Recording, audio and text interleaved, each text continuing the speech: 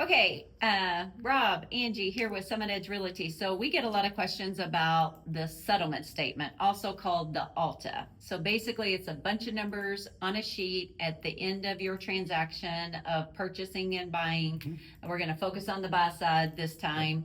But like what all the cost, debits and credits back and forth, seller pays, buyer pays. In this instance, we're going to be focusing on the buyer and then What they have to pay. what they have to pay, and then wire the funds to the title company for closing. Absolutely. So we're going to go over those numbers. Yeah, let's do it. So buyer has a closing cost, right? And that's one of the big questions we have up front. It's like, what's going to cost me to be able to afford my home, right? Right. So from a closing cost standpoint, we have, depending on your lender, so this could change depending on your lender, but essentially we have the loan origination fee, all right, which they may call it points. So you're paying a percentage of the loan amount to your lender. That's their fee for the work they do, right? Then you have an underwriting fee, which I think we're paying the underwriters at that point, right? You have a credit reporting fee, okay? After that, from a lender standpoint, the fees have very specifically to do with the house, but also with the buyer, their credit, their debt to income, because we're looking at tax proration, and we're looking at insurance, homeowners insurance. So in this case, we have an ALTA here where the homeowner only had to bring 3 months of insurance. Right. Yep, and they only had to bring 4 months of their taxes. In some cases, depending on the buyer, it might be as much as 12 months of insurance and taxes that they want to hold in escrow, because they're basically starting the escrow account at closing. Right. So I just want to pause right there because a lot of times there's on prorated taxes, Southern Indiana, we pay in arrears. So on the settlement statement, there's always two spots that it talks about taxes, one being spring and fall of last year paid this year, and then this year paid next year.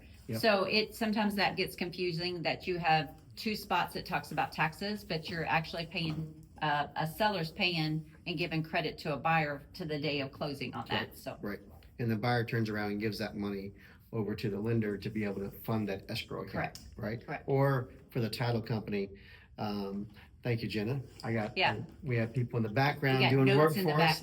So I'll get to escrow. What is escrow, Rob? What is escrow? All right, great. So an escrow account is an account that's established, in this scenario, is established by your lender to specifically hold the money that you send them in order to pay your tax bill and your homeowner's insurance bill, right? That's pretty it. So if you put 20% or more down on your loan to purchase the house, then you don't necessarily have to do the escrow account. But if you're putting a minimum down, the bank wants to control their asset and make sure the taxes and insurance are paid, so they want to control it. In most situations, there is an escrow account created. Yeah. Most people choose to make one payment a month that will then in turn pay for their taxes and their insurance. And we'll go down to squirrel just real quick. Why is that important? Because tax liens can hit a property, and if you don't pay your property taxes, that can actually throw your house in foreclosure. But that's for another video. So back to notes here, Rob. So other cost to a buyer would be title insurance, and that's going to be one of your bigger costs, right? I would think probably $1,000 to about $1,500, depending on the price of the home, is going to cover you for owner's title insurance, all right? And then you also have if you have a lender involved, then there's lender's title insurance, which is a much smaller number, usually about 10% of that total number. And then the only other fees you really have are document preparation.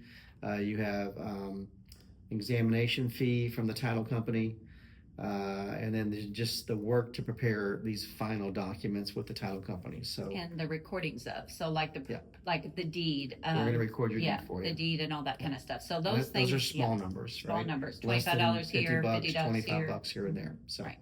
But that's essentially the closing costs. I can't tell you, neither can Angie, what exactly your closing costs will be. That's why you want to reach out to us, because everybody's numbers will be different.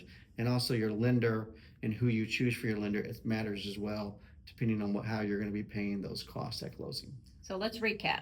Closing costs. It could be title insurance, property taxes and insurance, the recording, the escrow account there, and then for a lender origination fee, seller side, which we're really focusing on the buyer side, but the recordings of those documents, commissions if you had to pay, even on the buy side, if you have to pay your buyer commission or if the Yep. seller's paying for that commission.